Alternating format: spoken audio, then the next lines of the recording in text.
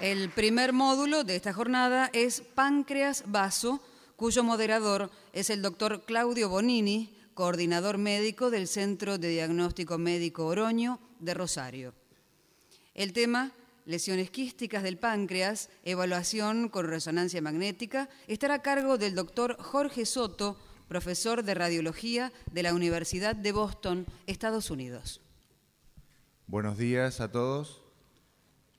Lo primero que les quiero pedir, por favor, por una cuestión de respeto al expositor y a ustedes mismos, es que apaguen los celulares o por lo menos aquellos que no lo pueden apagar, los pongan en vibrador o en silencio, así podemos todos apreciar la conferencia. Me toca ser de moderador en este módulo de páncreas y vaso, pero primero quisiera agradecer al Centro de Diagnóstico Rossi y en especial a Santiago, un amigo, la invitación que me ha hecho para participar del mismo, así que Santiago, muchísimas gracias por tu invitación. Hoy vamos a tener 4 conferencias en este módulo, la primera de ellas a cargo del doctor Jorge Soto de la Universidad de Boston, que va a hablar de lesiones quísticas del páncreas, evaluación con resonancia magnética. Después el doctor Mariano Volpacchio del Centro de Diagnóstico Rossi va a hablar de tumores neuroendocrinos del páncreas. Después quien les habla va a hablar de diagnóstico precoz y estadificación del adenocarcinoma del páncreas por estas 2 metodologías. Y por último, el doctor Antonio Luna, de España, nos va a hablar de evaluación por resonancia magnética del vaso. Doctor Soto, escuchamos su conferencia. Buenos días y muchas gracias, Claudio. Es un honor, un placer y una gran satisfacción estar aquí acompañándolos a ustedes en esta mañana, compartir con un grupo tan selecto de colegas el tema de abdomen y mañana de tórax. Y quiero agradecer también a Santiago, a Ignacio, a toda su familia por la invitación, felicitarlos por la organización. El primer tema que vamos a tratar es el de lesiones quísticas del páncreas. Yo creo que todos sabemos la importancia y la relevancia que están teniendo hoy en día. Las vemos muy comúnmente en la práctica y pueden ser lesiones neoplásicas, no neoplásicas, benignas o malignas, y de ahí la gran importancia que tienen. Pueden ser completamente insignificantes o muy significativas y poner en peligro la vida del paciente. Pueden ser primarias, entre ellas los pseudoquistes, los tumores quísticos, serosos o mucinosos o algunas lesiones quísticas linfoepiteliales, o pueden ser tumores sólidos con cambios quísticos. Y para la caracterización, que es el tema principal al que me voy a referir, utilizamos los datos epidemiológicos del paciente, edad, sexo, forma de presentación y las características internas y de la pared de la lesión. Y para ello la resonancia magnética es un método ideal. Van a haber mucha resonancia y van a haber también obviamente mucha tomografía. Las secuencias específicas que utilizamos yo creo que son muy similares para todos nosotros en nuestros centros y en el interés de no demorarme mucho, pues no voy a detenerme, pero ustedes ven ahí, utilizamos secuencias de T1, T2, secuencias dinámicas con gadolinio y estamos utilizando rutinariamente las secuencias con difusión también. Vamos a pasar entonces ahora a revisar una por una las lesiones más comunes y al final hacer como un resumen de cómo se puede hacer el diagnóstico diferencial y cómo se está recomendando hoy en día que manejemos esas lesiones incidentales, que es un problema que debemos atender. Las vemos frecuentemente como lesiones incidentales, o el paciente puede presentarse dependiendo, o la paciente dependiendo de su localización, con ictericia indolora y ocasionalmente con diabetes si la lesión ha causado atrofia de la glándula y disfunción endocrina por esa causa. Es una lesión benigna y sin ningún potencial maligno. De hecho, cuando podemos asegurar, basado en el comportamiento y en la apariencia por imágenes, de que se trata de un cistanoma seroso, la lesión puede ser dejada y observada si no está produciendo ningún síntoma con presión. Pero es indispensable hacer la diferenciación con los tumores de productores de mucina, y esto puede ser a veces difícil y en algunos pacientes se asocia con la enfermedad de von Hippel-Lindau. El patrón de imágenes es muy característico cuando se cumplen todos estos factores. Tiene un patrón en panal de abejas con lesiones quísticas muy pequeñas de 0.1 a 2 centímetros, 2 centímetros siendo el diámetro mayor aceptado. tiene múltiples septos internos que son histológicamente de tejido fibroso y característicamente las lesiones de mayor tamaño tienen una cicatriz central que frecuentemente calcifica, produciendo un patrón en estallido de sol. Cuando ya hemos visto una o dos lesiones de este tipo, la reconocemos inmediatamente. El diagnóstico en realidad es fácil de hacer cuando se cumplen cuando tiene todas estas características. En resonancia tiene una señal baja en T1 uniforme. A medida que cambia el contenido líquido de seroso a mucinoso, esa señal en T1 puede cambiar también. Y cuando se aspira el líquido, algo que se hace con frecuencia hoy en día cuando el diagnóstico no es claro y se hace más frecuentemente con ultrasonido endoscópico, ese líquido que se aspira es rico en glucógeno y bajo en antígeno carcinoembriogénico. Esta es una lesión típica que cuando la reconocemos y la vemos en imágenes, en este caso de tomografía, podemos hacer el diagnóstico casi que inmediatamente. Una lesión, una persona de edad, típicamente de sexo femenino, con una lesión de gran tamaño localizada en este caso en la cabeza del páncreas. Vean la cicatriz central calcificada y está produciendo dilatación biliar, y esa fue la causa de presentación en esta paciente ictericia indolora. Pero la lesión misma puede dejarse sin ninguna resección porque sabemos que no tiene ningún potencial maligno. Pero no todas las lesiones tienen esa apariencia típica, puede ser como esta, más pequeña, no se discierne la cicatriz, pero sí la calcificación central. Esa calcificación gruesa central es una indicación de que muy seguramente es una lesión benigna y que puede ser observada en el tiempo. Otra lesión que tiene un patrón similar, múltiples quistes pequeños, septos fibrosos casi que difíciles de distinguir, en este caso sin calcificación, pero sí produciendo algo de dilatación del conducto pancreático. En una persona que cumpla los factores epidemiológicos que ya mencioné, esta lesión con estas características pudiera ser observada si no está produciendo ningún otro síntoma. La alternativa siendo hacer una aspiración con ultrasonido endoscópico buscando ese líquido rico en glucógeno. En resonancia podemos ver las mismas características, muchas lesiones quísticas de pequeño tamaño, separadas por un tejido, por unos septos fibrosos finos, y en este paciente está produciendo algo de dilatación biliar, pero además fíjense que hay cirrosis, y estos son quistes peribiliares que sabemos ocurren en algunos pacientes con cirrosis avanzada. No son producidos los quistes peribiliares, no tienen relación con la lesión microquística o el cistadenoma seroso en este paciente. Los quistes pueden ser mucho más pequeños y en estos pacientes es más difícil hacer el diagnóstico específico. Quizá alcanzan a discernirse esos pequeños septos fibrosos, pero el tamaño hace que esta lesión requiera ser seguida en el tiempo, porque con imágenes, únicamente con el patrón de imágenes, no podemos hacer el diagnóstico específico del cistadenoma seroso. En este paciente la localización está en la cola del páncreas, hay atrofia de la glándula distal a la lesión, aquí está la cicatriz central de baja señal en T2 y los pequeños microquistes rodeando la lesión, patrón imaginológico característico de cistadenoma seroso que puede ser observado sin necesidad de resección, y como mencioné previamente, en T1 la señal es uniformemente baja, confirmando que muy seguramente esa es la histología. Este paciente tiene un cistadenoma seroso que se cumple todas las características que mencioné previamente, pero además, ven ustedes, tiene una masa sólida en el riñón derecho, invadiendo la vena renal. Esa combinación de hallazgos, independiente de si hay o no otras lesiones, hace casi con seguridad el diagnóstico de enfermedad de von Hippel-Lindau. Entonces pasamos del cistadenoma seroso, característico o no característico, a una lesión mucho más significativa, porque esta sí tiene potencial maligno, el cistadenoma mucinoso, o ya la forma maligna franca, el cistadenocarcinoma mucinoso, también más común en mujeres. De hecho, es excepcionalmente raro encontrar un carcinoma o un cistadenoma mucinoso en pacientes de sexo masculino. Ocurre en personas de una edad ligeramente más temprana que el seroso, 40 a 60 años es cuando se encuentra con mayor frecuencia. Es más raro que el seroso, pero siempre lo vemos en la práctica con cierta frecuencia, 1% de todas las neoplasias pancreáticas y aproximadamente el 10% de los quistes pancreáticos tienen esta histología, y de ahí su importancia.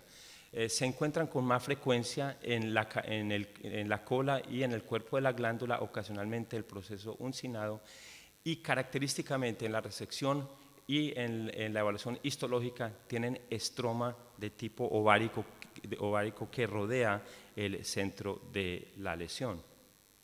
En imágenes vemos menor número de quistes, pero ellos de mayor tamaño, a diferencia del tumor microquístico o el cistanoma seroso, que tiene múltiples quistes más pequeños. Si estas lesiones tienen más de 2 centímetros, los quistes independientes, ahí pasamos a pensar que se trata de una lesión de tipo mucinoso. La calcificación es más frecuentemente periférica, a diferencia del seroso, que es central y en patrón de estallido de sol. Y el líquido que contenido en estas lesiones es más heterogéneo porque tiene hemorragia, proteínas, mucina, y en la resonancia tiende a tener más señal más alta en las imágenes de T1.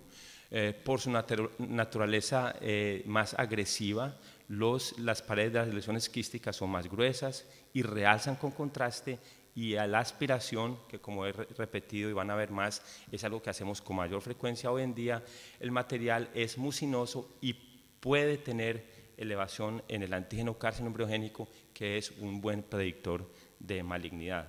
Cuando ya hay malignidad franca, obviamente vemos signos de invasión y nódulos sólidos. Esta es la lesión que podemos encontrar en la clínica antes de que se desarrolle esa malignidad franca, donde aparecen quistes menores en número pero mayor en tamaño, cada uno de ellos acercándose a los 2 centímetros, y las paredes ligeramente más gruesas que las que vimos en el cistanoma seroso. Esta lesión, aunque muy parecida al seroso, nos debe hacer pensar de que es más agresiva y debe ser o aspirada o, dependiendo de la edad y condición del paciente, aún resecada sin mayor evaluación. Cuando ya pasa a tener cambios de malignidad, de tumor, además de la lesión quística y esa calcificación en la periferia, aparecen nódulos sólidos que realzan con el contraste, haciendo mucho más fácil el diagnóstico específico. Este tipo de lesión puede ser resecada sin necesidad de hacer más estudios invasivos de diagnóstico, a no ser que haya signos de compromiso a distancia en el abdomen o fuera del abdomen. Esta imagen en T2 sería casi indistinguible de un cistanoma seroso, pero en el T1, donde hay múltiples quistes que contienen alta señal, sugiriendo que tienen mucina o proteína, nos deben hacer pensar que no se trata de un cistanoma seroso, sino uno mucinoso, y esta lesión, sí, en ella es recomendable hacer por lo menos una aspiración buscando la mucina y el antígeno carcino embriogénico. Otro paciente que tiene una lesión quística con paredes gruesas en el T2, pero en el T1 con contraste claramente vemos como hay realce en la pared. Se trata de un cistadenoma mucinoso, y en este caso, cuando ya aparecen nódulos francos de malignidad, tiene todo el aspecto de un tumor mucinoso ovárico maligno, un cistadenocarcinoma. Esta es una lesión que obviamente no dejaríamos dejar y pasaría a ser resecada.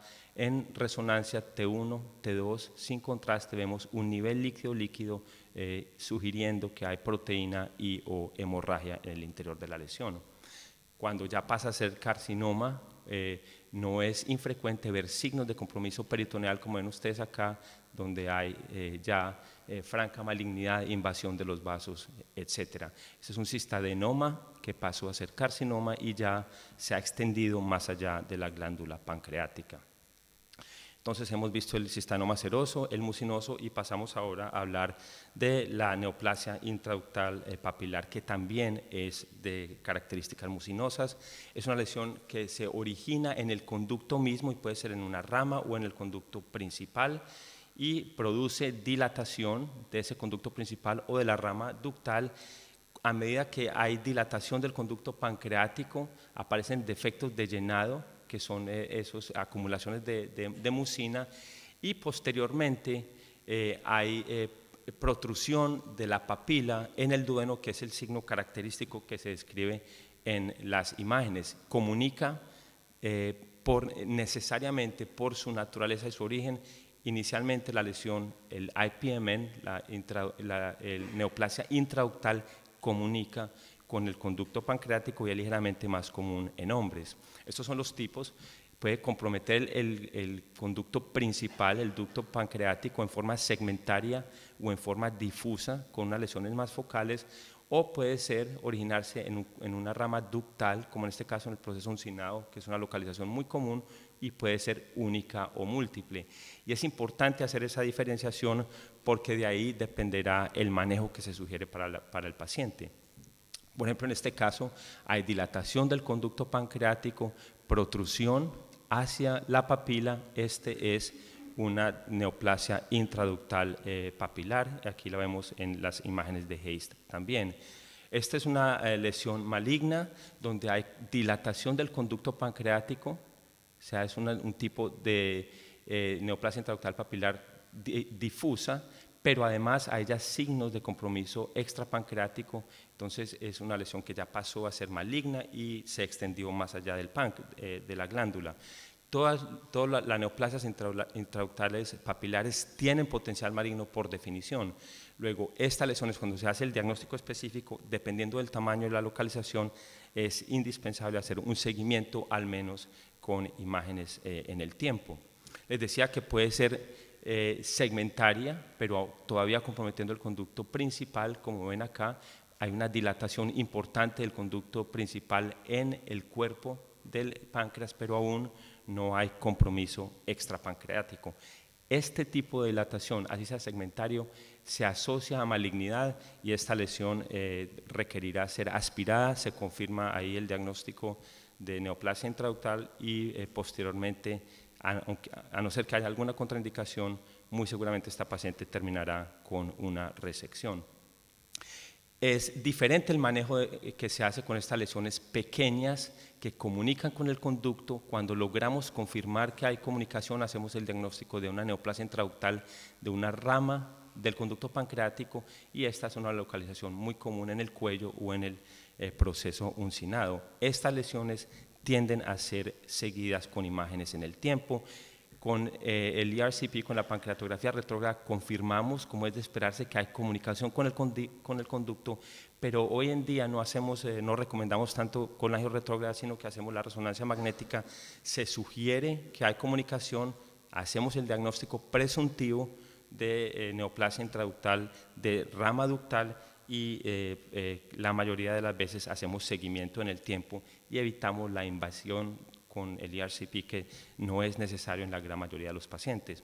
Les decía que esta es una localización muy común, el proceso uncinado. Hay dilatación del conducto pancreático en la cabeza distal al sitio de inserción de esta rama donde está originada la neoplasia intraductal hacia la papila. Con tomografía podemos hacer exactamente el mismo diagnóstico. Con las reconstrucciones tipo MINIP vemos estas dos pequeñas lesiones quísticas localizadas adyacentes a y comunicándose con el conducto pancreático, que aparece ligeramente dilatado. Hacemos el diagnóstico entonces nuevamente presuntivo, pero muy certero, basado en las imágenes de neoplasia intraductal papilar mucinosa multifocal, y si no hay marcada dilatación del conducto pancreático, no hay necesidad de hacer resección en ese momento. Fíjense que la apariencia en tomografía con la reconstrucción MINIP es idéntica a lo que vemos con resonancia en las imágenes de colangio, de pancreatografía y en las imágenes coronales de T2. Pueden ser múltiples, como ven acá, y localizadas adyacentes al conducto pancreático. Pasamos entonces ahora a una cuarta lesión que vemos con cierta frecuencia, el tumor pseudopapilar epitelial, que es más común en mujeres jóvenes. 15, 20 años es la edad en la que más comúnmente lo diagnosticamos.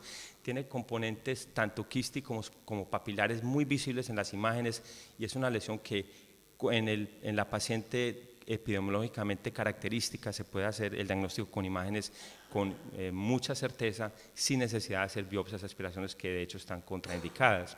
Frecuentemente hay hemorragia y niveles líquidos dentro de la lesión. Es una lesión muy bien circunscrita, bien marginada, característicamente localizada en la cola del páncreas, y puede tener también calcificaciones periféricas. Esta es la apariencia típica de una neoplasia pseudopapilar epitelial localizada en la cola del páncreas, engrosamiento de la pared, componentes quísticos, pero componentes sólidos también en una mujer joven, esta lesión no requiere de ningún otro estudio, sino que se recomienda inmediatamente hacer la resección, porque es una lesión benigna, pero de un comportamiento agresivo con tendencia a hacer invasión local de los tejidos adyacentes. Imagen de tomografía, muy similar a lo que vemos en la imagen de T1 con supresión de grasa, T2, y en la sustracción posterior a la inyección de contraste vemos que hay áreas que claramente realzan con el contraste, además de las lesiones del área quística. En esta localización, cola de la glándula muy bien circunscrita, con una pequeña calcificación periférica en una mujer joven. ¿Qué otro diagnóstico se puede sugerir que el de una neoplasia pseudopapilar? Y eso fue confirmado en la cirugía. Hay otros tumores mucho más raros que no vemos con frecuencia, pero que también pueden tener una apariencia quística, como el pancreatoblastoma, que es una lesión que aparece más comúnmente en personas jóvenes, niños, y el carcinoma de células acinares, muy raro, pero que tiene una presentación clínica muy característica, que es el de síntomas sistémicos con poliartralgia, hipereosinofilia en pacientes hombres de edad media. Si vemos esa combinación de hallazgos clínicos más los imaginológicos, podemos hacer el diagnóstico sin necesidad de biopsias o aspiraciones. Una lesión quística de paredes gruesas en el cuerpo del páncreas, muy inespecífica, tanto en tomografía como en resonancia, pero en este paciente niño, ven ustedes la apariencia de los cuerpos vertebrales, se sugiere el diagnóstico de pancreatoblastoma y se pasa a la resección. Entonces, la epidemiología es muy importante para poder hacer el diagnóstico diferencial de estas lesiones quísticas en el páncreas. También puede ocurrir en adultos jóvenes, como en este paciente, donde vemos una lesión con componentes quísticos, sólidos, calcificaciones, áreas de realce, sin signos de invasión local. Independiente de cuál sea la histología exacta de esta lesión, la conducta sería la de recomendar resección por la edad del paciente, la apariencia y la localización. Se hace una pancreatectomía distal y en la histología se confirmó que se trataba de un pancreatoblastoma, pero ese diagnóstico no lo haríamos en el preoperatorio en forma fácil. No hay ninguna característica específica que indique que se trata de ese tumor. O este otro, lesión quística y sólida en la cabeza del páncreas con una pequeña calcificación central. Esta es la apariencia de la resección, muy inespecífica, pero con la presentación de poliartralgias en un paciente hombre y con eosinofilia, se sugirió el diagnóstico que fue confirmado histológicamente. Otras lesiones que aparecen que vemos y son muy características es como en este paciente un reemplazo difuso del páncreas con pequeños quistes localizados alrededor del conducto, muy característico de la enfermedad de von Hippel-Lindau. Otra forma de lesiones quísticas en estos pacientes que obviamente tienen una enfermedad sistémica. Una conferencia que sigue va a hablar de los tumores neuroendocrinos. Algunos de ellos pueden presentarse con necrosis y una apariencia quística, con nódulos que realzan, muy inespecífica la apariencia, pero el grosor de la pared y la presencia de áreas que realzan con contraste sugieren que no se trata de una lesión benigna y esta debe ser al menos aspirada, pero obviamente si hay la presentación clínica con síntomas de hiperproducción endocrina, es fácil hacer el diagnóstico basado en las imágenes. O esta pequeña lesión quística muy bien definida en la pared del duodeno adyacente a la cabeza del páncreas, es un resto pancreático, una lesión congénita que no tiene ninguna significación clínica, excepto que puede tener complicaciones como obstrucción o pancreatitis. Entonces, ¿cómo manejamos la lesión quística que no sabemos el diagnóstico y que se nos presenta en la clínica? Para eso hay un artículo publicado por el grupo del Mass General, Dushan Sahani, que nos indica cómo la manejan al menos ellos y cómo nos sugieren que las manejemos. Si son lesiones quísticas uniloculares, puede tratarse de un pseudoquiste o de una neoplasia intraductal. Las lesiones microquísticas, obviamente menores de 2 centímetros, septos fibrosos, y en mujeres de edad relativamente avanzada, cistadenoma seroso, pueden ser observadas. Lesiones macroquísticas con paredes más gruesas pueden ser un cistadenoma mucinoso o una neoplasia intraductal. Y los quistes con componentes sólidos, independiente de su naturaleza histológica, todos requieren ser resecados a no ser que haya alguna contraindicación, y para eso, y en ellos están el mucinoso, la neoplasia intraductal con degeneración maligna, el tumor pseudopapilar o los tumores de islotes de la glándula. El verdadero problema está en estos pequeños quistes, los uniloculares menores de 2 y 3 centímetros, que no comunican con el conducto pancreático. Esta lesión fue descrita en el 2002 por un grupo asiático. Es un quiste no neoplásico, pero de naturaleza mucinosa, nuevamente no comunica con el conducto, y eso es lo que lo separa de la neoplasia intraductal, y no tienen estroma ovárico como sí lo tiene la neoplasia intraductal. O puede tratarse de un quiste linfoepitelial, que son más raros, que tienen un epitelio escamoso en la resección histológica y rodeado por un tejido linfoide. A pesar de que la histología es muy característica, en imágenes son completamente indistinguibles. Y estas lesiones quísticas son mucho más comunes de lo que pensábamos en el pasado, y de hecho este artículo que fue publicado en el 2002 por el grupo de Thomas Jefferson, al que todos nos referimos para entender la importancia que tienen estas pequeñas lesiones quísticas incidentales. Hasta el 20% de sus pacientes en esta serie, utilizando una secuencia muy sensible, la de single shot FASPIN echo, encontraron lesiones quísticas completamente no sospechadas, hallazgos incidentales, y la pregunta entonces es ¿qué hacer? Porque tenemos unas que son benignas y se pueden observar, y en el otro lado del espectro tenemos las malignas que tienen que ser resecadas. Y esta es la lesión a la que nos estamos refiriendo. En tomografía o en resonancia, un pequeño quiste unilocular localizado adyacente al conducto pancreático, pero no lo podemos confirmar con estas imágenes si hay o no comunicación con el mismo. Luego, el diagnóstico puede ser cualquiera de las lesiones que he mencionado durante la charla, y algunas requerirán aspiración y resección, y otras pueden ser simplemente observadas y casi que ignoradas desde el punto de vista de tratamiento. Esta es una lesión que podemos encontrar, fíjense, es un quiste de mayor tamaño, unilocular, tanto en tomografía como en ecografía, y en la resección se encontró que era un cistadenoma seroso, una variante morfológica que puede ocurrir hasta en el 10% de los pacientes. Pero la imagen, la apariencia en tomografía y en ecografía y en resonancia es indistinguible de cualquiera de las otras lesiones más significativas que he mencionado. Otro tipo de lesión en resonancia, quiste unilocular localizado adyacente al conducto pancreático. ¿De qué se puede tratar? Afortunadamente, con la tomografía confirmamos que se trata de un divertículo duodenal. Por la apariencia en resonancia es completamente indistinguible de todas las otras lesiones que he mencionado. Obviamente esta se puede ignorar si se tratara de un tumor mucinoso que pudiera haber sido, este paciente requeriría de una resección con un Whipple. Entonces, afortunadamente tenemos ya unas recomendaciones hechas por un grupo selecto de investigadores muy reconocidos en el campo de la radiología abdominal. Como ven ustedes ahí, yo creo que reconocen muchos nombres, y esto es lo que se recomienda. Aquí está, este artículo está disponible en la literatura para todos nosotros, lo pueden encontrar fácilmente publicado en el Journal de la Asociación Americana de Radiología en el 2010, pero fíjense que básicamente estas son lesiones no sospechadas en pacientes asintomáticos. Empieza a discriminarse de acuerdo al tamaño, 2 centímetros, 2 a 3 centímetros y más de 3 centímetros.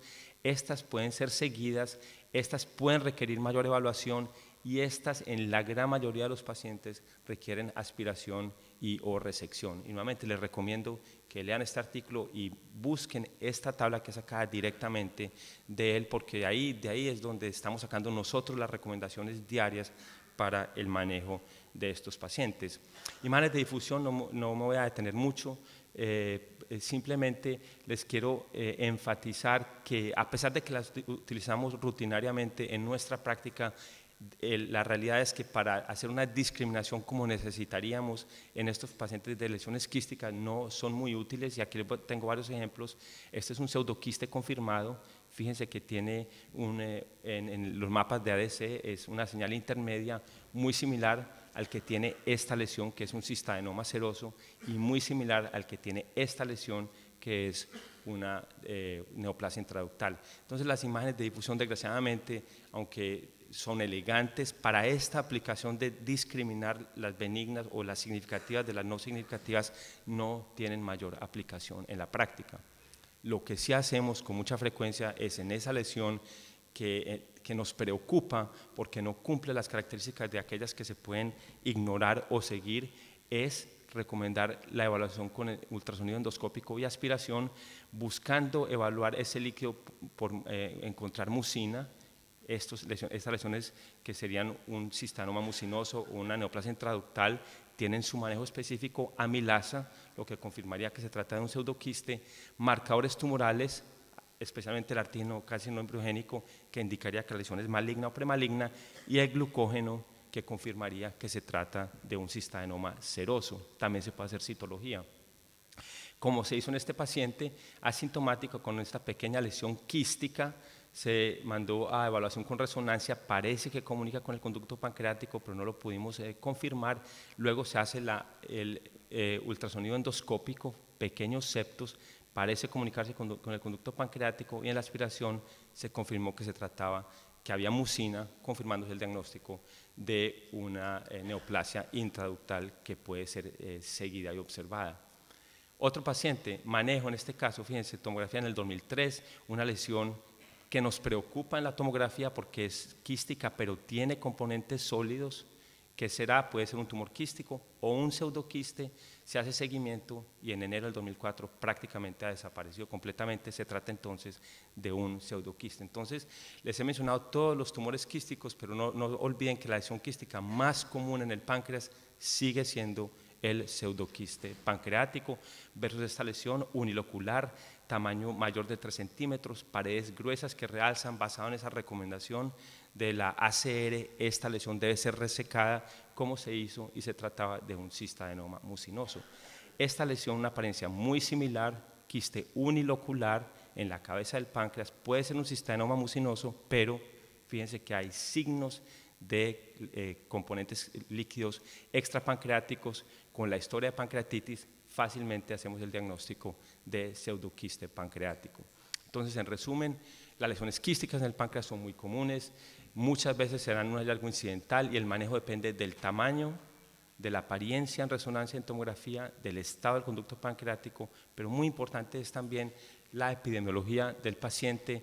Si tienen acceso al ultrasonido endoscópico, utilícenlo, nos saca de muchos problemas porque podemos evaluar ese líquido para cada uno de esos componentes que mencioné, y no olviden que la lesión más común es y seguirá siendo el pseudoquiste pancreático. Muchas gracias.